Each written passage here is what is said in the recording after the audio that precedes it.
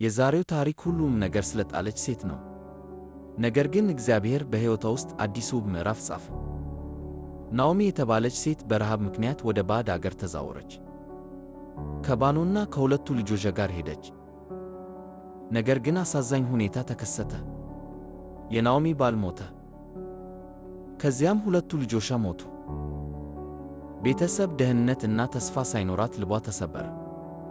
ምራቶቿ ኦርፋ እና ሩት ከጎኗ ቆመዋል። ናኦሚ ወደ ቤተሰቦቻችሁ ተመልሳችሁ ሂዱ፣ የምሰጣችሁ ምንም የለኝም አለቻቸው። ኦርፋ ሳመችው፣ ወደ ቤቷም ተመለሰች። ነገር ግን ሩት ከናኦሚ ጋር አጥብቃ ይዛ ታዋቂዎቹን ቃላት ተናገረች።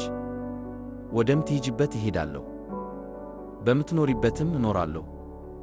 ሕዝብሽ ሕዝቤ ይሆናል፣ አምላክሽም አምላኬ ይሆናል። ሩት ከምቾት ይልቅ ታማኝነትን መረጠች። ከፍርሃት ይልቅ እምነትን መረጠች። ከቀላሉ የመውጫ መንገድ ይልቅ ፍቅርን መረጠች። ሁለቱ ሴቶች ወደ ቤተልሔም ተመለሱ፣ ድሆች፣ አዝነውና ስለ ወደፊቱ እርግጠኛ ያልሆኑ። ሩት ለመትረፍ ወደ እርሻ ሄደች።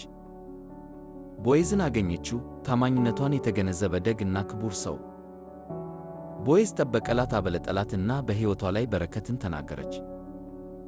ከጊዜ በኋላ ቦዔዝ ሩትን አገባት። እግዚአብሔርም የተሰበረውን መለሰላት። ምንም ያልነበራት መበለት የንጉሥ ዳዊት ቅድመ አያት ሆነች። ከቤተሰቧም ኢየሱስ ክርስቶስ መጣ። በሐዘን የጀመረ ታሪክ በማይታሰብ በረከት አብቅቷል። እግዚአብሔር ዛሬም ያንን ማድረግ ይችላል። ሕይወት ባዶ ሲመስልህ፣ ሕመሙን ሳትረዳ፣ ብቸኝነት ሲሰማ ስትተውህ ወይም እንደገና ስትጀምር፣ ሩትን አስታውስ። እግዚአብሔር ታማኝነትህን ያያል። እግዚአብሔር እምነትህን ያከብራል።